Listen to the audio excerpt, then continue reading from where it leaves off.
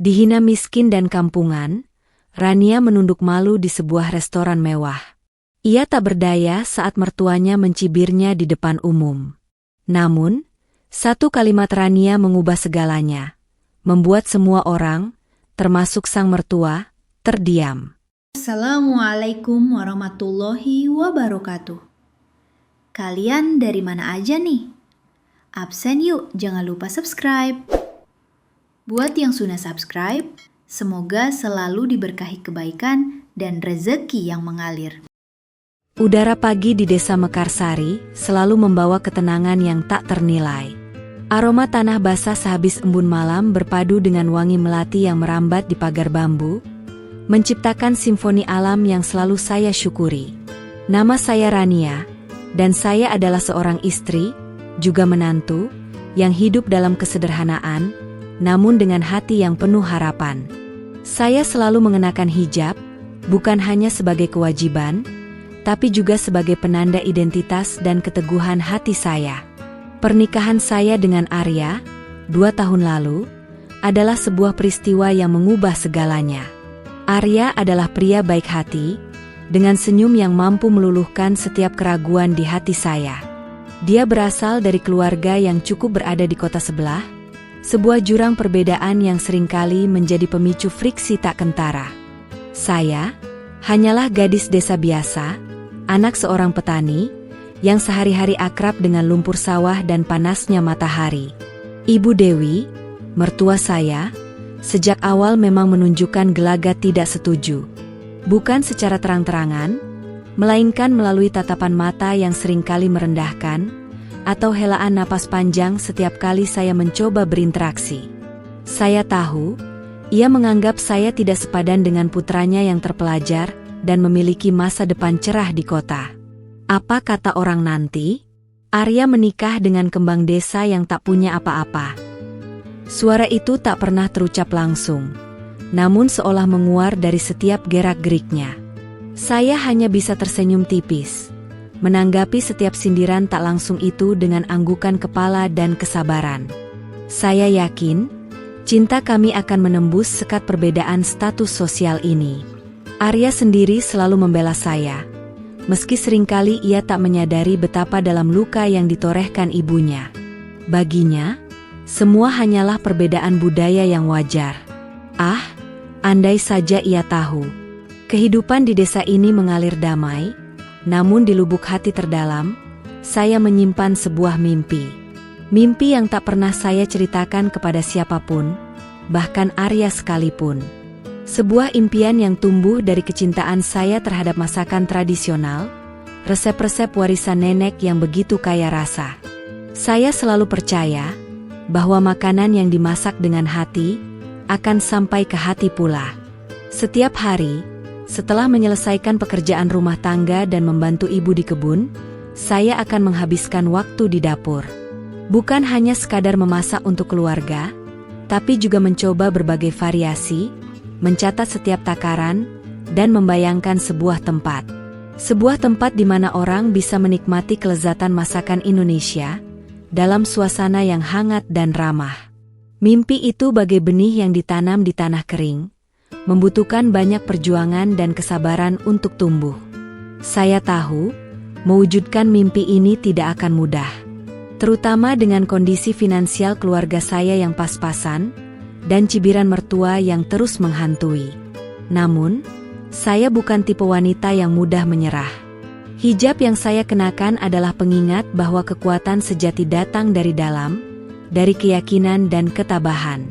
Seringkali, saya menatap langit malam di teras rumah sederhana kami. Ribuan bintang berkelip, seolah menjadi saksi bisu setiap doa dan harapan yang saya panjatkan. Saya ingin membuktikan bahwa wanita desa berhijab seperti saya juga bisa memiliki impian besar dan mewujudkannya dengan keringat dan kerja keras.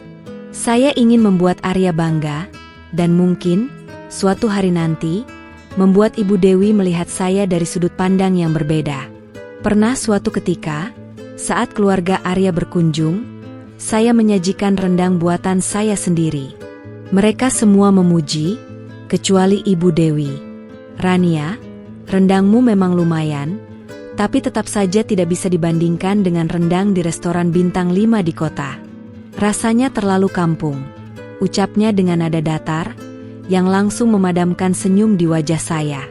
Arya mencoba mengubah topik, namun saya bisa merasakan tatapan iba dari ipar-ipar saya. Saya hanya menunduk, mencoba menyembunyikan rasa pedih di hati. Kata, kampung, itu, seringkali terasa seperti cambuk yang menghantam harga diri saya. Seolah-olah, apapun yang berasal dari desa, selalu inferior dan tidak layak dibanggakan. Namun, alih-alih patah semangat, ejekan itu justru membakar tekad saya. Kampung? Baiklah, akan saya tunjukkan bahwa rasa kampung ini bisa menjadi bintang di tengah kota. Bisik saya dalam hati, dengan mata berbinar menatap langit. Desa Mekarsari mungkin kecil, tapi semangat yang tumbuh di sini jauh lebih besar dari gunung manapun. Saya mulai menabung secara diam-diam. Setiap rupiah yang saya dapat dari menjual hasil kebun atau membantu tetangga, saya sisihkan. Saya menyembunyikannya di bawah tumpukan kain di lemari, seolah itu adalah harta karun yang paling berharga. Sedikit demi sedikit, koin demi koin, impian itu terasa semakin nyata. Arya seringkali bingung melihat saya yang terkadang melamun di dapur, atau mencoret-coret buku dengan berbagai sketsa. Memikirkan apa? Sayang, mau minta dibuatkan dapur baru? Tanyanya sambil terkekeh, tanpa tahu bahwa saya sedang merancang sebuah kerajaan kecil yang akan mengubah takdir kami berdua.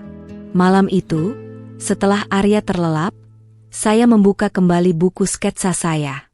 Di sana, tergambar jelas sebuah restoran. Bukan warung kecil, tapi sebuah tempat makan yang megah, dengan interior yang memadukan sentuhan tradisional dan modern. Nama yang terlintas di benak saya adalah Adiwangsa Resto, sebuah nama yang terasa agung dan penuh wibawa. Jauh di dalam hati, saya tahu ini adalah perjalanan yang panjang. Akan ada banyak rintangan, banyak pengorbanan. Tapi saya siap. Dengan restu Allah dan tekad yang kuat, saya akan melangkah maju. Saya ingin menunjukkan kepada dunia, terutama kepada Ibu Dewi, bahwa seorang wanita desa berhijab seperti saya, memiliki potensi yang tak terbatas. Tekanan dari Ibu Dewi semakin terasa berat seiring berjalannya waktu. Ia tidak pernah absen untuk mengutarakan ketidakpuasannya terhadap saya, seringkali dengan cara yang halus namun menusuk. Rania, pakaianmu itu, kenapa tidak diganti? Arya sekarang sudah jadi manajer di kota, masa istrinya masih berpenampilan begini saja? Katanya suatu sore, saat saya baru saja kembali dari kebun, lengkap dengan hijab sederhana dan gamis rumahan. Saya hanya tersenyum tipis, menjelaskan bahwa ini sudah nyaman dan sesuai dengan aktivitas saya di desa.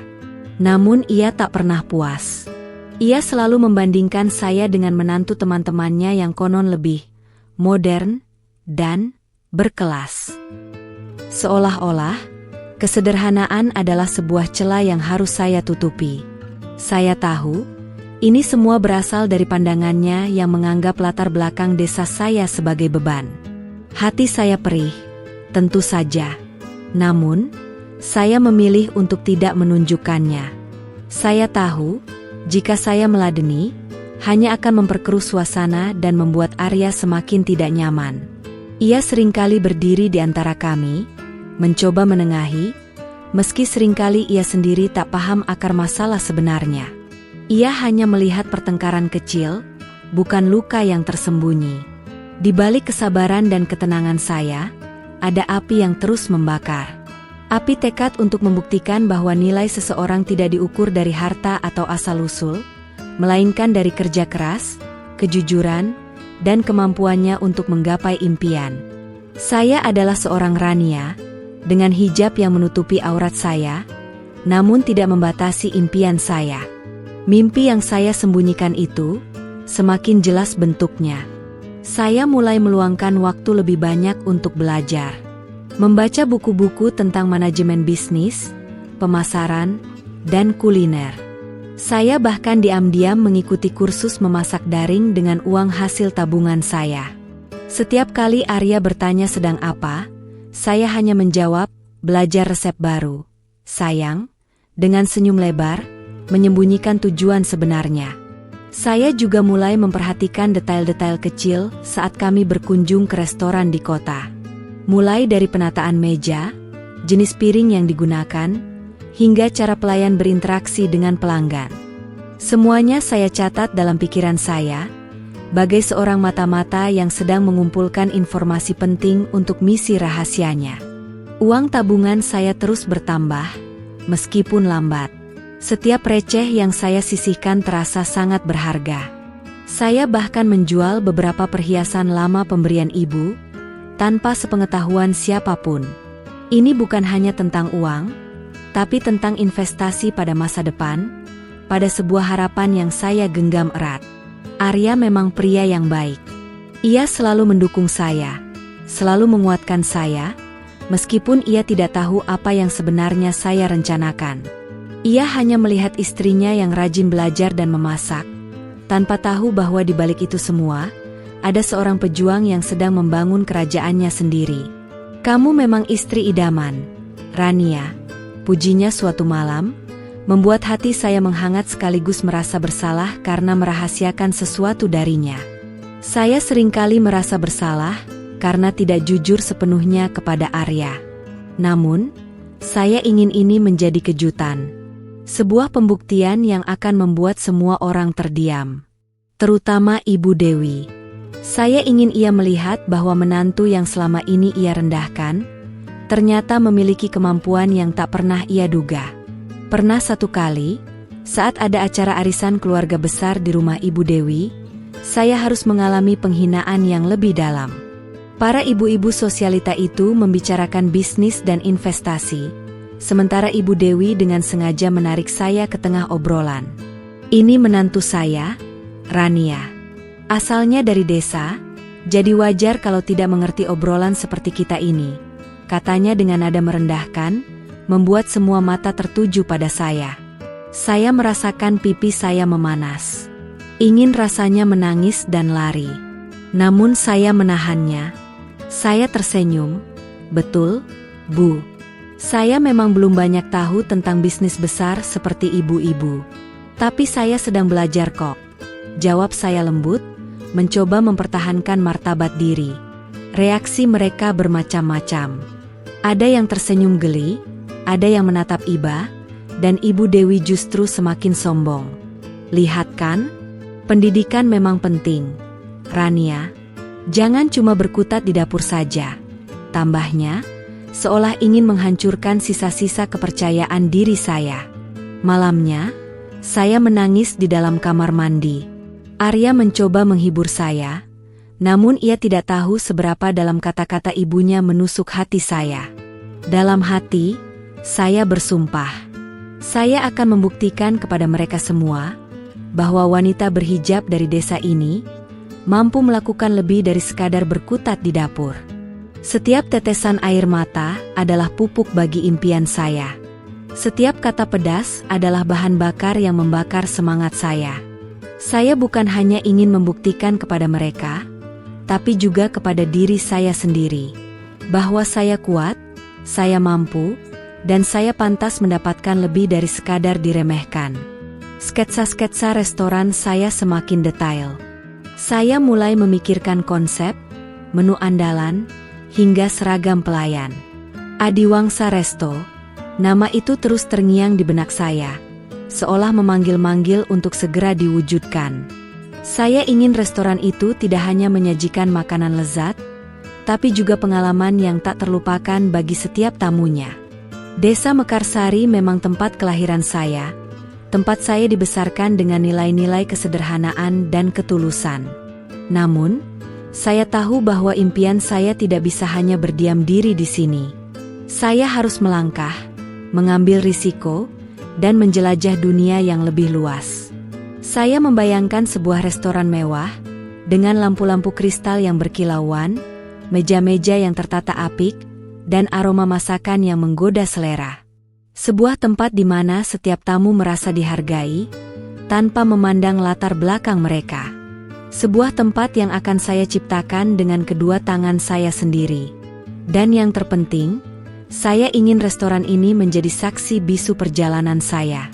Dari seorang menantu yang dihina, menjadi seorang pemilik. Dari seorang wanita desa yang diremehkan, menjadi seorang pengusaha yang disegani. Semuanya akan terwujud, saya yakin. Tinggal menunggu waktu dan kesempatan yang tepat. Setelah berbulan-bulan menabung dan belajar secara diam-diam, saya merasa inilah saatnya untuk mengambil langkah pertama. Uang yang terkumpul memang belum banyak, namun cukup untuk memulai sesuatu yang kecil. Saya tahu, impian besar ini harus dimulai dari hal-hal kecil, dari benih yang ditanam dengan sabar. Saya tidak bisa langsung membangun restoran mewah, itu terlalu jauh. Saya mulai mencari tempat. Bukan di kota, karena itu terlalu mahal dan berisiko. Melainkan di sebuah kota kecil tetangga, yang jaraknya sekitar 1 jam perjalanan dari desa. Sebuah kota yang tidak terlalu ramai, namun memiliki potensi karena dilewati banyak orang yang bepergian antar kota. Di sanalah saya menemukan sebuah bangunan kecil, agak kumuh, namun lokasinya cukup strategis di pinggir jalan utama. Bangunan itu dulunya adalah warung makan yang sudah tutup. Catnya mengelupas, jendelanya kotor, dan di dalamnya penuh sarang laba-laba. Namun, entah mengapa, saat pertama kali melihatnya, ada secercah harapan yang muncul di hati saya. Saya bisa membayangkan bagaimana tempat ini akan berubah di tangan saya. Sebuah kanvas kosong yang siap saya lukis dengan impian. Saya menyewa tempat itu dengan sisa uang tabungan saya. Saya tidak memberitahu siapapun, bahkan Arya. Saya tahu ia akan khawatir, dan Ibu Dewi pasti akan menentang habis-habisan. Ini adalah petualangan saya, rahasia kecil saya, yang harus saya jalani sendiri terlebih dahulu. Rasa gugup bercampur antusiasme memenuhi dada saya. Dengan bantuan beberapa tetangga yang saya percaya dan saya bayar dengan upah secukupnya, kami mulai membersihkan dan merenovasi warung itu. Saya mendesain sendiri interiornya, memanfaatkan barang-barang bekas yang masih layak pakai dan sentuhan kreatif dari barang-barang kerajinan desa. Saya ingin warung ini memiliki nuansa tradisional yang hangat, namun tetap bersih dan nyaman. Saya memutuskan untuk memulai dengan konsep Rumah Makan Rania. Sebuah warung makan sederhana yang menyajikan masakan khas Indonesia dengan resep otentik nenek saya. Saya percaya, kualitas rasa adalah kunci utama. Saya tidak perlu mewah dulu, yang penting adalah cita rasa yang jujur dan pelayanan yang tulus. Modal yang terbatas membuat saya harus bekerja ekstra keras.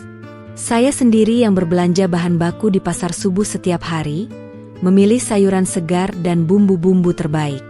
Saya juga yang memasak sebagian besar menu, dibantu oleh Maksumi, seorang tetangga desa yang sudah saya anggap seperti ibu sendiri, yang kebetulan pandai memasak juga. Maksumi adalah satu-satunya orang di desa yang tahu tentang proyek rahasia saya ini. Ia adalah wanita tua yang bijaksana, dan sangat mendukung impian saya. Rania, nak, jangan takut. Niat baik pasti akan dibantu Gusti Allah, katanya suatu malam, sambil mengelus bahu saya, memberikan kekuatan yang sangat saya butuhkan. Setiap hari, setelah mengantar Arya bekerja dan menyelesaikan tugas-tugas rumah, saya akan berpamitan kepada Ibu Dewi untuk menengok ibu di kebun. Padahal, saya langsung menuju kota sebelah, menghabiskan waktu berjam-jam di warung. Saya pulang menjelang maghrib, lelah fisik, namun hati saya berbinar penuh semangat. Tantangan pertama yang saya hadapi adalah menarik pelanggan. Kota kecil itu sudah memiliki banyak warung makan yang populer. Saya harus bersaing dengan mereka, dengan modal yang jauh lebih kecil dan nama yang belum dikenal. Saya mulai dengan promosi dari mulut ke mulut, meminta Maksumi dan tetangga lainnya untuk menceritakan tentang warung baru kami. Saya juga memasang spanduk sederhana di depan warung, dengan tulisan, Rumah Makan Rania, cita rasa warisan leluhur. Saya fokus pada menu-menu andalan seperti nasi bakar cumi, ayam betutu, dan sayur asem yang kuahnya segar. Saya memastikan setiap hidangan disajikan dengan porsi yang pas dan harga yang terjangkau. Awalnya memang sepi. Beberapa hari pertama, hanya ada 1-2 pelanggan. Hati saya sempat ciut, ragu apakah keputusan ini benar. Namun, saya mengingat kembali setiap hinaan Ibu Dewi, setiap tatapan merendahkan, dan itu adalah bahan bakar terbaik untuk saya terus berjuang. Saya tidak boleh menyerah. Saya juga belajar tentang manajemen keuangan. Setiap pemasukan dan pengeluaran saya catat dengan rapi. Saya memutar otak bagaimana caranya agar warung ini bisa bertahan dan berkembang, tanpa harus berhutang terlalu banyak. Saya bekerja dari subuh hingga malam, tak kenal lelah. Hijab yang saya kenakan menjadi pengingat akan identitas saya, dan juga kekuatan saya. Ia adalah simbol keteguhan hati, bahwa saya bisa menghadapi segala rintangan dengan kepala tegak. Saya seringkali merasa, justru di balik kesederhanaan ini, tersembunyi kekuatan yang luar biasa. Meskipun lelah, saya selalu berusaha menjaga senyum di wajah. Saya melayani setiap pelanggan dengan ramah, mendengarkan masukan mereka, dan berinteraksi seolah mereka adalah tamu kehormatan di rumah saya. Saya percaya, pelayanan yang baik akan membuat pelanggan kembali. Rumah makan Rania bukan hanya sekadar tempat makan bagi saya. Ia adalah harapan, impian yang perlahan mulai menampakkan wujudnya. Ia adalah bukti bahwa saya mampu, bahwa saya berharga, terlepas dari apapun pandangan Ibu Dewi. Saya akan terus berjuang, hingga impian ini benar-benar terwujud sempurna. Setiap malam, sebelum tidur, saya melihat tangan saya yang kasar karena bekerja. Ada bekas luka kecil, ada kulit yang mengering. Tapi saya melihatnya sebagai medali, sebagai bukti perjuangan yang sedang saya lalui. Ini adalah langkah pertama, dan saya tahu, masih banyak langkah yang harus saya tempuh. Minggu demi minggu berlalu, dan perjuangan di rumah makan Rania mulai membuahkan hasil. Perlahan tapi pasti, warung sederhana saya mulai ramai. Dari hanya 1-2 pelanggan, kini kursi-kursi di warung hampir selalu penuh, terutama saat jam makan siang dan makan malam. Senyum saya mengembang, melihat hasil kerja keras saya mulai diakui. Namun, bukan berarti jalan yang saya lalui mulus tanpa hambatan. Persaingan di kota kecil itu cukup ketat. Pernah suatu ketika, ada warung sebelah yang meniru menu andalan saya, bahkan menawarkan harga yang lebih murah. Hati saya sempat gundah, takut kehilangan pelanggan. Tapi saya tidak panik. Saya memilih untuk fokus pada kualitas. Saya mempertahankan resep otentik, menggunakan bahan-bahan segar terbaik, dan terus berinovasi dengan menu-menu baru yang jarang ditemukan di tempat lain. Saya juga memperkuat pelayanan, memastikan setiap pelanggan merasa nyaman dan puas. Saya percaya, kualitas tidak akan pernah bohong. Di masa-masa sulit itu, saya belajar banyak tentang manajemen bisnis. Saya harus mengelola keuangan dengan sangat hati-hati, memikirkan strategi promosi yang efektif namun tidak memakan banyak biaya, dan juga mengelola staf yang mulai bertambah. Maksumi, yang awalnya hanya membantu saya memasak, kini menjadi tangan kanan saya yang sangat saya percaya. Saya juga mulai belajar tentang pemasaran digital sederhana. Memanfaatkan media sosial untuk mempromosikan menu, mengunggah foto-foto makanan yang menggugah selera, dan merespon setiap komentar atau ulasan dari pelanggan. Tak disangka, promosi daring ini cukup efektif dan membuat nama rumah makan Rania semakin dikenal. Arya mulai curiga dengan kegiatan saya yang semakin intens. Saya seringkali pulang larut, dengan wajah lelah, namun mata yang berbinar. Ia bertanya, "Kamu ada proyek apa, sayang? Kok sering pulang malam?" Saya hanya menjawab, "Ada pesanan catering, Mas. Lumayan untuk tambahan," dengan senyum misterius. Ia tidak bertanya lebih jauh, karena memang ia sibuk dengan pekerjaannya sendiri. Ia juga percaya penuh pada saya. Arya selalu mendukung setiap kegiatan positif saya, dan itu adalah sumber kekuatan lain bagi saya. Ia tidak pernah meragukan saya, Bahkan saat Ibu Dewi terus-menerus melontarkan sindiran. Ibu Dewi, di sisi lain, masih sibuk dengan dunianya sendiri. Ia tidak pernah tahu bahwa menantunya yang dianggap kampungan ini sedang membangun sebuah bisnis. Baginya, saya tetap Rania yang itu-itu saja, yang hanya bisa berkutat di rumah dan kebun. Ia kadang mengejek, "Rania, kok tanganmu kasar sekali? Jangan-jangan kamu kerja berat di kebun terus ya? Nanti Arya cari yang tangannya lembut loh," katanya sambil tertawa sinis. Lagi-lagi, saya hanya tersenyum. Biarkan saja. Biarkan ia meremehkan. Biarkan ia mencibir. Saya tidak perlu membalas kata-kata dengan kata-kata. Saya akan membalasnya dengan bukti, dengan sebuah kejutan yang akan membuat semua orang terdiam. Rumah makan Rania semakin populer, tidak hanya di kalangan warga kota kecil itu, tapi juga para pelancong yang lewat. Banyak dari mereka sengaja mampir karena penasaran dengan ulasan positif di media sosial atau rekomendasi dari teman. Kami bahkan seringkali kewalahan melayani pesanan, terutama saat akhir pekan. Dengan kesuksesan ini, saya bisa menggaji Maksumi dan staf lainnya dengan layak, bahkan memberikan bonus. Saya merasa bahagia melihat mereka juga ikut merasakan buah dari kerja keras ini. Kebahagiaan mereka adalah kebahagiaan saya juga.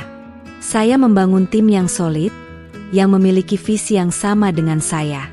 Setiap bulan, saya rutin menyisihkan sebagian keuntungan untuk tabungan yang lebih besar.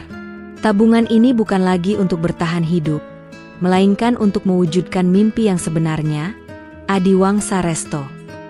Saya tahu, skala bisnisnya akan jauh lebih besar, lebih menantang. Tapi saya siap.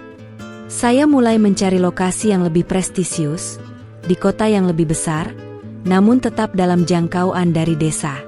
Saya ingin restoran ini menjadi ikon, sebuah kebanggaan bagi saya dan juga Arya. Sebuah tempat di mana masakan Indonesia bisa bersinar di tengah gempuran kuliner modern. Melihat warung yang ramai, mendengar tawa pelanggan, dan menerima pujian atas masakan saya, adalah energi tak terbatas bagi saya. Saya menyadari bahwa passion dan kerja keras adalah kombinasi yang tak terkalahkan. Hijab saya menjadi bagian dari seragam kerja saya, menunjukkan bahwa kesederhanaan dan profesionalisme bisa berjalan beriringan. Malam itu, setelah pulang dari warung, saya duduk di teras. Arya mendekat, memeluk saya dari belakang. "Kamu hebat, Rania. Aku bangga punya istri sepertimu, yang selalu bersemangat," bisiknya lembut. Hati saya menghangat, sekaligus merasa bersalah karena rahasia yang masih saya simpan. Tapi saya yakin, akan ada waktunya rahasia ini terkuak, dan ia akan semakin bangga. Saya menatap langit, bulan purnama bersinar terang, seolah memberikan isyarat bahwa impian saya akan segera terwujud. Rumah makan Rania adalah batu loncatan yang berharga. Dari sinilah, saya akan melompat lebih tinggi, menggapai bintang-bintang yang selama ini hanya bisa saya pandang dari kejauhan. Kesuksesan rumah makan Rania semakin kokoh, dan tabungan yang saya kumpulkan sudah cukup untuk melangkah ke jenjang berikutnya. Impian tentang Adiwangsa Resto bukan lagi sekadar sketsa di buku, melainkan sebuah rencana matang yang siap dieksekusi. Saya merasa jantung saya berdebar kencang setiap kali memikirkannya. Ini adalah puncak dari segala perjuangan. Saya mulai mencari lokasi yang sangat strategis, sebuah bangunan yang representatif di pusat kota yang lebih besar. Setelah berbulan-bulan mencari, saya menemukan sebuah bangunan bekas butik mewah yang sudah lama tidak terpakai. Lokasinya sempurna, di jalan protokol dengan akses mudah dan parkir luas.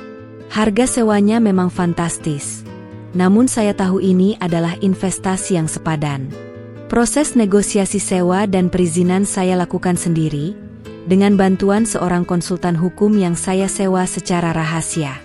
Saya belajar banyak hal baru, mulai dari perizinan usaha, pajak, hingga perjanjian kontrak. Kepala saya pusing, namun semangat saya tak pernah padam. Ini adalah bagian dari perjalanan. Saya mendesain sendiri interior Adiwangsa Resto dengan konsep yang jauh lebih mewah dan elegan dibandingkan rumah makan Rania. Saya ingin memadukan sentuhan tradisional Indonesia yang kaya budaya dengan desain modern yang minimalis. Ornamen ukiran kayu Jepara, lampu gantung kristal, dan taman vertikal yang asri, semuanya saya pilih dengan cermat. Untuk proyek sebesar ini, saya membutuhkan tim yang lebih besar dan profesional. Saya merekrut koki-koki handal, pelayan yang berpengalaman, dan manajer restoran yang kompeten. Saya memastikan semua staf saya memiliki visi yang sama, memberikan pengalaman bersantap terbaik bagi setiap pelanggan. Saya juga memberlakukan pelatihan khusus, agar pelayanan kami benar-benar prima. Meskipun saya adalah pemilik, saya tetap tidak memberitahukan identitas saya secara terbuka kepada semua staf di awal. Saya ingin mereka bekerja dengan profesionalisme yang sama, tanpa memandang siapa bosnya. Hanya manajer dan beberapa kepala divisi yang tahu identitas asli saya.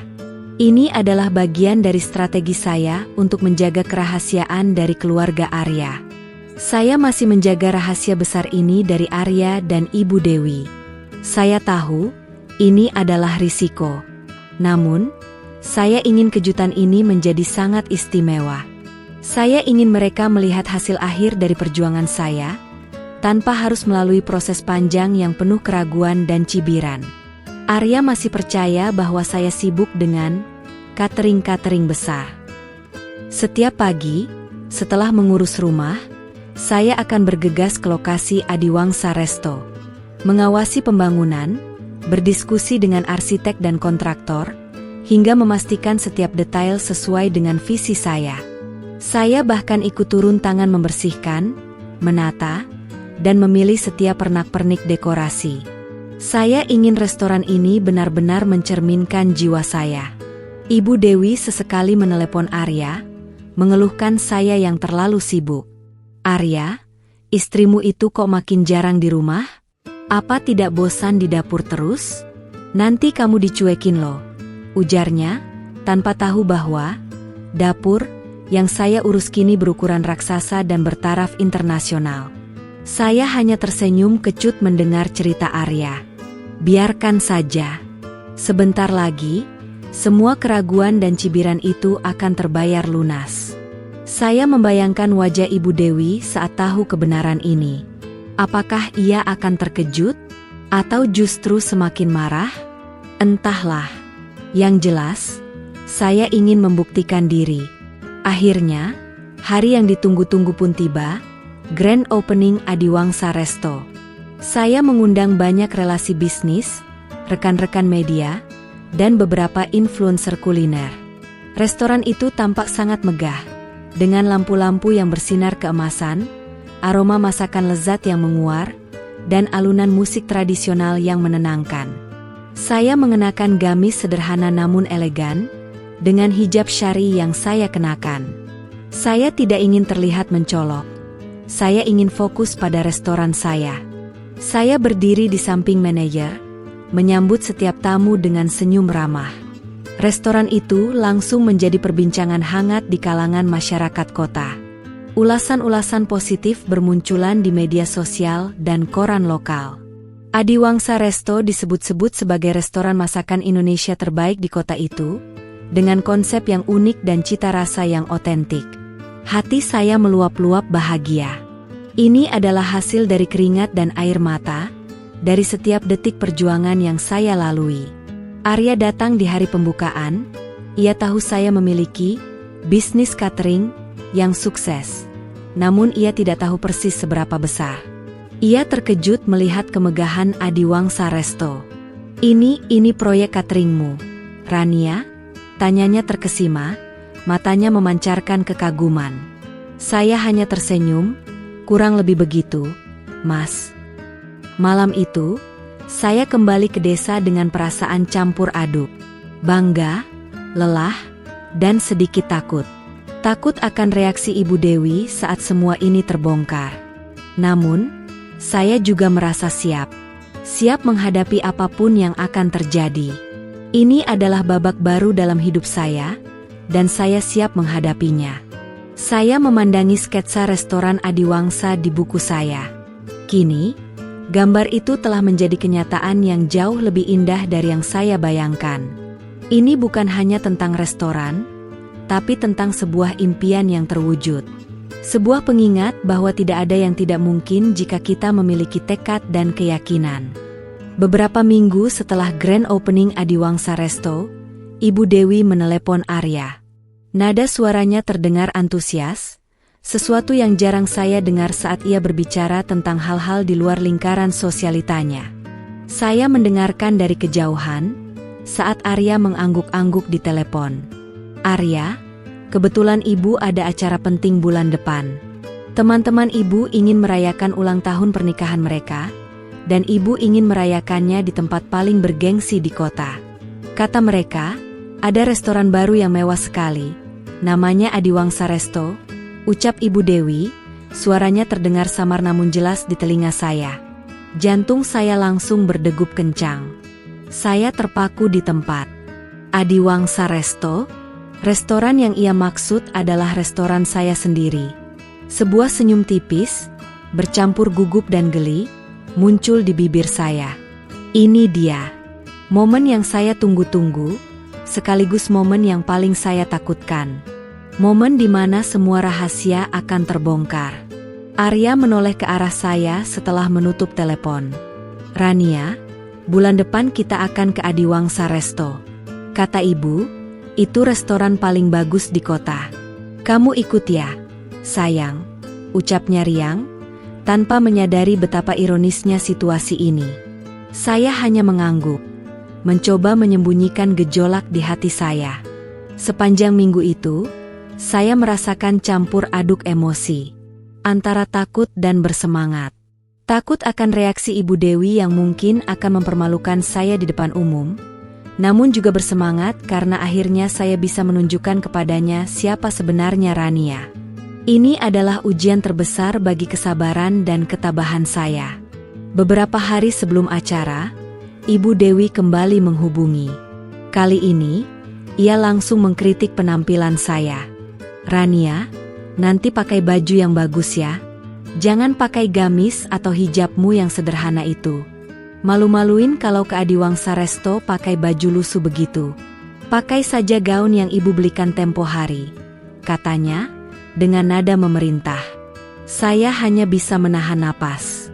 Gaun yang ia belikan adalah gaun modern yang tidak sesuai dengan syariat Islam dan tidak menutup aurat. Tentu saja saya menolak. Maaf, Bu. Saya akan tetap memakai gamis dan hijab yang sesuai dengan saya. Saya punya beberapa gamis baru yang cantik kok. Jawab saya lembut namun tegas. Ia mendengus kesal. Terserah kamu saja. Tapi jangan menyesal kalau nanti orang-orang menertawakanmu. Ancamnya.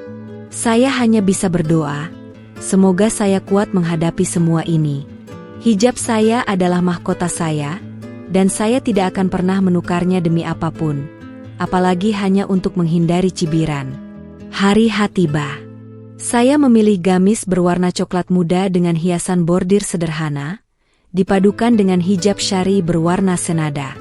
Arya mengenakan kemeja batik yang rapi. Kami berdua terlihat serasi. Namun entah mengapa, Ibu Dewi masih saja menemukan celah. Lihat itu, Rania. Ibu-ibu di sana pakai berlian, pakai tas mahal. Kamu cuma pakai gamis sederhana begitu. Itu namanya tidak tahu tempat. Gerutunya saat kami dalam perjalanan menuju restoran. Saya hanya bisa mengelus dada. Sabar, Rania, sebentar lagi. Perjalanan menuju Adiwangsa Resto terasa sangat panjang. Saya mencoba menenangkan diri, mengatur napas, dan memvisualisasikan bagaimana saya akan menghadapi situasi ini. Saya telah mempersiapkan diri dengan baik, bukan hanya dari segi fisik, tapi juga mental. Ketika mobil kami mendekati gedung Adiwangsa Resto, saya merasakan jantung saya berdegup semakin kencang. Bangunan megah dengan arsitektur perpaduan tradisional dan modern itu tampak begitu indah di bawah cahaya sore. Parkiran yang luas sudah dipenuhi mobil-mobil mewah. "Wow, ini benar-benar megah ya, Rania," puji Arya, matanya berbinar kagum. Saya hanya tersenyum. "Iya, Mas. Semoga kamu suka." Saya memperhatikan setiap detail, setiap sudut restoran yang saya bangun dengan keringat dan air mata ini. Rasa bangga memenuhi dada saya. Begitu kami masuk lobi, aroma rempah khas Indonesia langsung menyambut kami. Interior yang mewah namun hangat, dengan ornamen ukiran kayu dan lampu-lampu temaram, menciptakan suasana yang sangat nyaman. Saya melihat staf saya berinteraksi dengan ramah, menyambut setiap tamu dengan senyum profesional. Saya merasakan tatapan Maksumi, kepala koki, yang kebetulan sedang lewat. Ia memberikan anggukan samar dengan senyum yang penuh arti, seolah memberikan semangat kepada saya. Saya membalasnya dengan senyum tipis. Ini adalah medan perang saya, dan saya siap untuk bertarung. Ibu Dewi tampak sangat puas dengan pilihan restorannya. Ia menyapa teman-temannya dengan anggun, sesekali melirik saya dengan tatapan meremehkan, seolah-olah ia adalah pemilik tempat ini. Saya hanya bisa tersenyum dalam hati. Ia tidak tahu bahwa ia sedang berdiri di atas impian yang selama ini ia injak-injak. Kami digiring ke sebuah meja di sudut yang cukup strategis, dengan pemandangan taman vertikal yang asri. Saya duduk di samping Arya, mencoba bersikap senormal mungkin, seolah ini adalah kali pertama saya menginjakan kaki di Adiwangsa Resto. Namun, setiap detail di tempat ini, setiap goresan di dinding, setiap ukiran di kursi, adalah bagian dari diri saya. Kami duduk di meja makan yang luas dan elegan, dikelilingi oleh keluarga dan teman-teman Ibu Dewi yang juga sama-sama sosialita kota. Meja itu tertata apik dengan piring-piring keramik mewah dan gelas-gelas kristal yang berkilauan. Suasana awal terasa hangat, dengan obrolan ringan dan tawa. Namun, saya tahu, ini hanyalah ketenangan sebelum badai. Pelayan dengan seragam batik modern datang menghampiri, membawakan daftar menu. Saya tersenyum ramah padanya, dan ia membalasnya dengan senyum profesional. Meskipun saya bisa melihat ada kilatan pengenalan di matanya. Ia tahu siapa saya, tapi ia sangat terlatih untuk tidak menunjukkan apa-apa. Ibu Dewi mulai memesan, dengan gaya yang sangat cerewet dan banyak permintaan khusus. Saya mau nasi goreng kampung, tapi nasinya jangan terlalu berminyak, udangnya yang besar-besar, dan pedasnya sedang saja. Jangan terlalu pedas, ya, katanya kepada pelayan, yang mencatat dengan sabar. Giliran saya memesan, saya memilih menu favorit saya, ayam betutu, dengan porsi normal. Tentu saja, itu tidak luput dari komentar Ibu Dewi. "Rania, kamu itu kalau makan jangan banyak-banyak. Nanti gemuk loh." Lihat menantu teman saya, badannya langsing, selalu jaga makan, sindirnya, membuat beberapa teman-temannya tersenyum kecut. Saya hanya menghela napas dalam hati. Saya sudah terbiasa dengan komentar-komentar seperti itu. Arya mencoba membela saya, "Bu, Rania kan jarang makan enak, jadi wajar kalau mau makan banyak di sini." Namun, Ibu Dewi langsung memotongnya, "Justru itu, kan makan di sini mahal, Arya. Jangan boros-boros," katanya, dengan nada yang seolah menasehati. Suasana di meja makan mulai terasa tegang. Arya menggenggam tangan saya di bawah meja, seolah memberikan kekuatan. Saya membalas genggaman tangannya, memberikan senyum meyakinkan bahwa saya baik-baik saja. Namun, di dalam hati, saya tahu ini belum seberapa. Ibu Dewi pasti akan mencari cara lain untuk merendahkan saya. Dan benar saja, saat makanan kami dihidangkan, ia kembali mencari celah.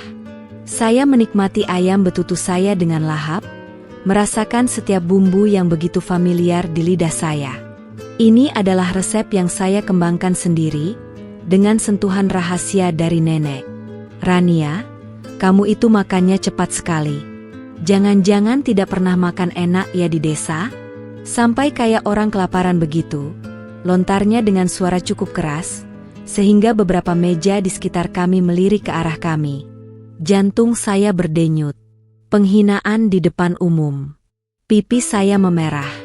Namun, saya memaksakan diri untuk tersenyum. Alhamdulillah, Bu.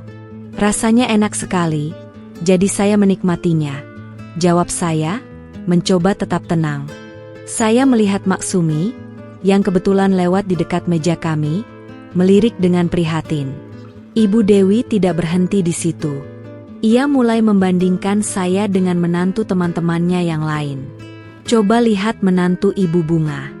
Dia itu lulusan luar negeri, kerjanya di bank multinasional, penampilannya selalu modis. Tidak seperti Rania yang cuma tamatan SMA, bisanya cuma masak dan berkebun saja. Katanya, seolah ia sedang mendongengkan kisah sukses kepada teman-temannya. Kata-katanya begitu tajam, menusuk hingga ke ulu hati. Saya merasa semua mata tertuju pada saya. Rasa malu bercampur amarah mulai membuncah. Arya terlihat sangat tidak nyaman. Ia berusaha mengalihkan pembicaraan, namun Ibu Dewi terus saja melanjutkan celotehannya. Ya ampun, Rania. Kamu itu seharusnya belajar bagaimana bersikap di tempat mewah seperti ini. Jangan membuat malu Arya. Ini restoran mahal, tahu? Desisnya, suaranya kini semakin meninggi. Saya merasakan tetesan air mata mengumpul di pelupuk mata. Tiba-tiba, tanpa sengaja, gelas minum saya tersenggol oleh siku saya sendiri, dan isinya tumpah ke taplak meja. Sebuah kecerobohan yang tak disengaja, namun langsung menjadi amunisi baru bagi Ibu Dewi. Lihat kan, dasar kampungan. Ke restoran mewah saja tidak becus. Ini kan restoran mahal, Rania. Kau ini hanya membuat kekacauan dan mempermalukan kami. Ibu Dewi berteriak. Suaranya menggelegar di tengah restoran yang cukup ramai itu. Semua obrolan di meja lain mendadak terhenti. Semua mata, tanpa terkecuali, kini tertuju pada kami. Saya merasa dunia berhenti berputar. Malu, sakit hati, dan marah. Semua bercampur aduk. Tapi, di balik itu semua, ada sebuah keberanian yang mulai tumbuh. Cukup. Saya sudah cukup sabar. Ini adalah batasnya. Saya menatap Ibu Dewi, lalu mengalihkan pandangan ke sekeliling restoran. Ke arah staf saya yang terlihat gelisah, ke arah para tamu yang terkejut, dan ke arah Arya yang wajahnya memucat. Saya mengambil napas dalam-dalam, mengumpulkan semua kekuatan yang tersisa. Senyum tipis, namun penuh arti, terukir di bibir saya. Ini adalah saatnya. Saatnya bagi saya untuk menunjukkan siapa Rania sebenarnya. Suasana di Adiwangsa Resto mendadak hening.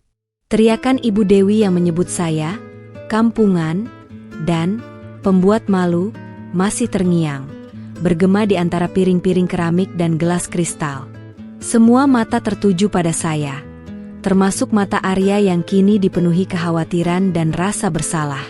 Ibu Dewi menatap saya dengan sorot mata yang penuh penghinaan, seolah ia berhasil menaklukkan saya. Napas saya terasa tercekat, namun saya memaksakan diri untuk tetap tenang. Di balik hijab yang saya kenakan, ada wajah yang memerah padam, menahan segala emosi yang bergejolak. Namun, tangan saya tidak gemetar. Hati saya, yang tadinya perih, kini berubah menjadi sekeras baja. Cukup. Saya tidak akan membiarkan diri saya dipermalukan lagi. Saya memandangi Ibu Dewi, yang masih dengan congkak menatap saya, seolah ingin memastikan bahwa saya benar-benar merasa hancur. Saya melihat kilatan kemenangan di matanya. Tapi ia tidak tahu, bahwa kemenangan itu hanya semu. Bahwa ini adalah panggung yang saya bangun sendiri.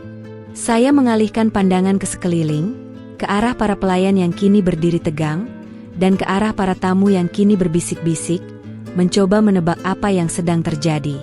Beberapa dari mereka tampak iba, sementara yang lain terlihat penasaran. Saya tahu, ini adalah momen penentuan. Sebuah senyum kecil, hampir tak terlihat, tersungging di bibir saya. Senyum itu bukan senyum kekalahan, melainkan senyum keyakinan. Keyakinan bahwa semua perjuangan saya, setiap tetesan keringat dan air mata, akan terbayar lunas di detik ini. Tiba-tiba, dari arah dapur, melangkah seorang pria berwibawa dengan setelan jas rapi. Ia adalah Pak Hadi, manajer Adiwangsa Resto, yang selama ini menjadi tangan kanan saya dalam mengelola restoran ini. Ia menatap saya sejenak, memberikan anggukan samar yang penuh makna, seolah memberikan isyarat bahwa ia siap. Langkah Pak Hadi terdengar jelas di tengah keheningan. Ia berjalan menghampiri meja kami, pandangannya tertuju lurus pada saya. Ibu Dewi mendongak. Wajahnya menunjukkan sedikit keheranan melihat manajer restoran datang langsung ke meja kami. Ia mungkin berpikir Pak Hadi akan menegur saya atas kegaduhan yang saya buat. Pak Hadi berhenti tepat di samping kursi saya. Dengan suara yang jelas dan tegas, ia berbicara. "Maaf mengganggu, Ibu Rania. Apakah ada sesuatu yang bisa kami bantu? Kebetulan saya melihat sedikit kegaduhan di sini." Suara Pak Hadi bagai petir di siang bolong. Kata Ibu Rania, yang ia ucapkan dengan nada hormat, seolah membelah keheningan. Ibu Dewi, Arya, dan seluruh keluarga yang duduk di meja itu, serta para tamu di sekitar, terdiam 1000 bahasa. Semua mata membelalak, tidak mengerti apa yang baru saja mereka dengar. "Ibu Rania?" Ibu Dewi mengulang, suaranya bergetar, penuh ketidakpercayaan. Ia menatap saya, lalu menatap Pak Hadi, bergantian. Wajahnya yang tadinya congkak, kini berubah pucat pasi. Ia tidak bisa lagi menyembunyikan keterkejutannya. Saya menatap Pak Hadi, lalu mengangguk pelan. "Tidak apa-apa, Pak Hadi. Hanya sedikit insiden kecil," jawab saya dengan suara yang tenang, jauh lebih tenang dari yang saya bayangkan. Saya merasakan kekuatan mengalir dalam diri saya. "Baik, Ibu. Jika ada yang dibutuhkan, jangan sungkan untuk memanggil saya," ujar Pak Hadi, lalu ia berbalik untuk pergi. Namun, saya menghentikannya. "Pak Hadi, tunggu sebentar," ucap saya. Pak Hadi berbalik, menunggu perintah. Saya berdiri dari kursi saya, menghadap ke arah Ibu Dewi dan seluruh keluarga yang masih mematung. Kalian semua pasti bertanya-tanya, mengapa Pak Hadi memanggil saya Ibu Rania dan berbicara seolah saya ini seseorang yang penting di sini, bukan? Tanya saya, dengan senyum yang kini jauh lebih lebar, penuh percaya diri. Ibu Dewi menatap saya, matanya memancarkan kebingungan yang sangat jelas. Ia tidak bisa berkata apa-apa. Arya juga hanya bisa menatap saya, wajahnya dipenuhi keheranan. Saya menghela napas, lalu menatap semua orang dengan sorot mata yang tegas. Pak Hadi memanggil saya, Ibu Rania, karena memang itu panggilan yang tepat. Dia adalah manajer saya, ucap saya, pelan namun penuh penekanan. Detik itu, waktu seolah berhenti. Semua orang terdiam. Tidak ada suara, selain detak jantung saya yang berdebar kencang, dan mungkin juga detak jantung mereka semua. Ibu Dewi menatap saya dengan mulut sedikit terbuka, seolah ia baru saja melihat hantu. "Saya adalah Rania," lanjut saya, dengan suara yang kini lebih lantang. "Dan saya adalah pemilik dari Adiwangsa Resto ini." Kalimat itu, yang selama ini saya simpan rapat-rapat, akhirnya terucap. Dan dampaknya jauh lebih dahsyat dari yang saya bayangkan. Kata-kata saya menggantung di udara, menciptakan keheningan yang memekakan telinga. Ibu Dewi, yang tadinya penuh kesombongan, kini duduk mematung, wajahnya berubah pucat pasi. Mata melotot, mulut sedikit terbuka, ia tampak seperti patung lilin yang baru saja disambar petir. Arya di samping saya, tidak kalah terkejutnya. Ia menatap saya dengan mata berbinar tak percaya, seolah ia sedang melihat orang asing. "Pemilik Adiwangsa Resto?" Ibu Dewi berbisik, suaranya nyaris tak terdengar, penuh dengan keraguan. Ia mencoba mencerna informasi yang baru saja ia terima, namun otaknya seolah menolak untuk memprosesnya. Bagaimana mungkin menantu yang selama ini ia hina, ia remehkan, ia anggap tidak tahu apa-apa, adalah pemilik restoran semewah ini? Saya mengangguk. Senyum saya kini terasa lebih tulus. Betul, Bu. Adiwangsa Resto ini adalah impian yang saya bangun dari nol. Dari setiap rupiah yang saya tabung, dari setiap tetesan keringat dan air mata, jawab saya, dengan nada yang tenang namun tegas. Saya merasakan tatapan kagum dari Pak Hadi yang berdiri di samping saya. Tanpa menunggu komando, Pak Hadi langsung berbicara. Iya, Ibu Dewi. Ibu Rania adalah pemilik sekaligus pendiri Adiwangsa Resto. Beliau adalah sosok di balik semua kesuksesan restoran ini. Jelasnya, memperkuat pernyataan saya. Kata-kata Pak Hadi bagai pukulan telak bagi Ibu Dewi. Wajah Ibu Dewi kini bukan hanya pucat, tapi juga memerah karena menahan malu yang luar biasa. Ia melihat ke sekeliling, ke arah teman-temannya yang kini menatapnya dengan tatapan campur aduk. Terkejut, penasaran, dan mungkin sedikit geli. Ia yang tadinya ingin mempermalukan saya, kini justru yang terjerat dalam perangkapnya sendiri. Para tamu di meja lain, yang tadinya berbisik-bisik, kini terang-terangan menatap ke arah kami dengan takjub. Beberapa di antaranya bahkan bertepuk tangan pelan, memberikan apresiasi atas keberanian saya. Saya merasakan kelegaan yang luar biasa. Beban yang selama ini saya pikul, kini terangkat. Arya meraih tangan saya, menggenggamnya erat. Matanya berkaca-kaca. Rania, ini sungguhan? Kamu pemilik restoran ini? Bisiknya, suaranya penuh haru. Saya mengangguk, dan ia langsung memeluk saya erat. Pelukan itu adalah pelukan penuh kebanggaan, yang selama ini saya nantikan. Aku bangga sekali padamu, sayang, bisiknya di telinga saya. Air mata saya menetes, bukan karena sedih, melainkan karena bahagia dan lega. Akhirnya, rahasia ini terkuak, dan Arya menyambutnya dengan kebanggaan. Ibu Dewi masih tidak bisa berkata-kata. Ia hanya duduk terdiam, menatap saya dengan tatapan kosong. Semua sindiran, semua ejekan yang selama ini ia lontarkan, kini seolah berbalik menghantam dirinya sendiri. Menantu yang ia anggap kampungan, ternyata adalah seorang pengusaha sukses yang memiliki restoran mewah. Saya kemudian memberikan instruksi kepada Pak Hadi, dengan suara yang didengar oleh semua orang di meja itu. Pak Hadi, tolong pastikan semua tamu di meja ini mendapatkan pelayanan terbaik.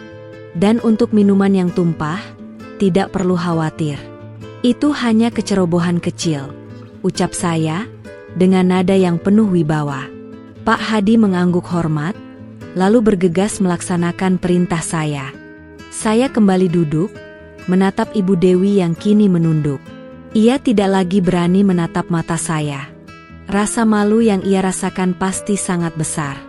Saya tidak merasa ingin membalas dendam atau mempermalukannya lebih jauh. Momen ini sudah cukup. Pembuktian ini sudah lebih dari cukup. Saya hanya ingin ia melihat bahwa kesederhanaan bukan berarti kelemahan, dan mimpi tidak mengenal batasan status sosial. Teman-teman Ibu Dewi, yang tadinya ikut menyindir saya, kini mulai berbisik-bisik. Beberapa di antaranya bahkan mencoba mendekat, mengucapkan selamat kepada saya, seolah ingin mencari muka. Saya menanggapi mereka dengan senyum sopan, namun tetap menjaga jarak. Arya terus menggenggam tangan saya, sesekali menciumnya. Ia tidak bisa menyembunyikan kebahagiaan dan kebanggaannya.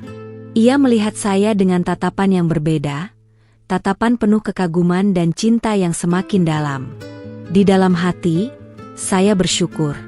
Saya bersyukur atas setiap ujian, setiap hinaan, karena semua itu telah membentuk saya menjadi pribadi yang lebih kuat. Hijab yang saya kenakan, yang seringkali menjadi bahan ejekan Ibu Dewi, kini terasa seperti mahkota kebanggaan. Ia adalah simbol keteguhan saya, dan kini juga simbol keberhasilan saya. Malam itu, Di Adiwangsa Resto yang megah, saya bukan lagi menantu yang dihina. Saya adalah Rania, pemilik restoran, seorang wanita berhijab dari desa yang berhasil mewujudkan impiannya. Dan semua orang di sana, termasuk Ibu Dewi, terdiam dan menyaksikan kebenaran itu. Keheningan di meja makan, yang tadinya diwarnai oleh keterkejutan dan rasa malu, perlahan mulai mencair. Namun, suasana tidak lagi sama. Ibu Dewi, yang biasanya mendominasi percakapan, kini lebih banyak menunduk. Sesekali ia melirik saya, tatapannya tidak lagi meremehkan, melainkan ada campuran kekaguman dan, mungkin, sedikit penyesalan. Arya, yang sejak tadi terus menggenggam tangan saya, kini merangkul bahu saya dengan erat. Ia berbisik, "Kamu memang luar biasa, Rania. Aku tidak menyangka kamu menyimpan rahasia sebesar ini." Suaranya penuh dengan kebanggaan yang tulus, membuat hati saya menghangat. Saya tersenyum padanya, "Maaf, Mas. Aku ingin ini menjadi kejutan. Aku ingin membuktikan bahwa aku juga bisa." Meskipun masih ada kecanggungan, Ibu Dewi akhirnya berbicara. Dengan suara yang agak pelan, ia berkata, "Rania, Ibu minta maaf atas semua perkataan Ibu selama ini. Ibu tidak tahu. Ibu terlalu meremehkanmu." Ucapannya terdengar tulus, meskipun masih terselip nada yang malu-malu.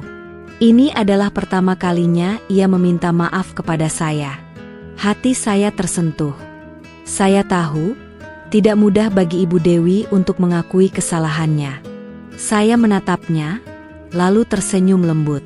"Tidak apa-apa, Bu. Yang penting sekarang Ibu sudah tahu," jawab saya, berusaha menanggapi dengan lapang dada. Saya tidak ingin menyimpan dendam. Reaksi itu membuat Ibu Dewi sedikit lega. Ia kemudian mulai bertanya tentang Adiwangsa Resto, tentang bagaimana saya membangunnya dari nol, dan tentang berbagai menu andalan kami. Ada ketertarikan yang tulus di matanya, bukan lagi cibiran. Saya menjelaskan semuanya dengan sabar, berbagi cerita perjuangan saya. Malam itu, Adiwangsa Resto menjadi saksi bisu sebuah perubahan. Bukan hanya bagi saya, tapi juga bagi hubungan saya dengan Ibu Dewi. Meskipun tidak langsung menjadi akrab, ada jembatan baru yang mulai terbangun di antara kami. Sebuah jembatan yang dibangun di atas rasa hormat dan pengakuan. Setelah kejadian itu, nama Adiwangsa Resto semakin melejit. Kisah seorang wanita desa berhijab yang berhasil membangun restoran mewah, setelah dihina mertua, menjadi viral di media sosial. Banyak media yang meliput kisah saya, membuat restoran kami semakin dikenal. Saya bersyukur, karena ini semua adalah berkat dari Allah.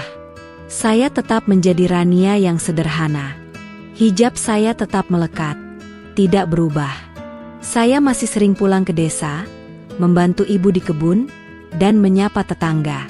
Saya tidak ingin kesuksesan mengubah diri saya. Saya tetap seorang Rania, wanita dari desa Mekarsari, yang kini memiliki sebuah mimpi yang terwujud. Arya adalah pendukung terbesar saya. Ia kini lebih sering ikut campur dalam urusan bisnis restoran, membantu saya dengan ide-ide dan jaringan relasinya. Kami berdua menjadi tim yang solid, membangun masa depan bersama. Ia semakin bangga dengan saya, dan cinta kami semakin kuat. Ibu Dewi, meskipun terkadang masih menunjukkan sifat keibuannya yang sedikit cerewet, tidak lagi meremehkan saya. Ia bahkan seringkali datang ke Adiwangsa Resto, mengajak teman-temannya, dan dengan bangga memperkenalkan saya sebagai menantu saya, pemilik restoran ini. Sebuah perubahan yang sangat besar dan mengharukan bagi saya. Masa depan terlihat cerah. Adiwangsa Resto terus berkembang, dan saya sudah mulai merencanakan ekspansi ke kota-kota lain. Saya ingin masakan Indonesia, dengan sentuhan otentik dari resep nenek saya, bisa dinikmati oleh lebih banyak orang. Saya ingin membuktikan bahwa cita rasa, kampungan, pun bisa mendunia. Saya seringkali kembali merenung, mengingat setiap langkah yang saya lalui. Dari seorang gadis desa yang hanya bermimpi, menjadi seorang istri yang dihina, hingga akhirnya menjadi pemilik restoran mewah. Ini semua adalah perjalanan yang luar biasa. Sebuah perjalanan yang mengajarkan saya tentang kekuatan kesabaran, ketekunan, dan keyakinan. Hijab yang saya kenakan adalah pengingat bahwa kekuatan sejati tidak terletak pada penampilan atau harta, melainkan pada hati yang tulus dan tekad yang kuat. Saya telah membuktikan bahwa seorang wanita berhijab dari desa pun bisa memiliki impian yang besar dan mewujudkannya menjadi kenyataan. Dan saya tahu, ini bukanlah akhir dari cerita saya. Ini hanyalah awal dari babak baru yang jauh lebih menarik dan penuh tantangan. Saya siap. Dengan restu Allah dan dukungan orang-orang tercinta, saya akan terus melangkah, menginspirasi, dan berkarya.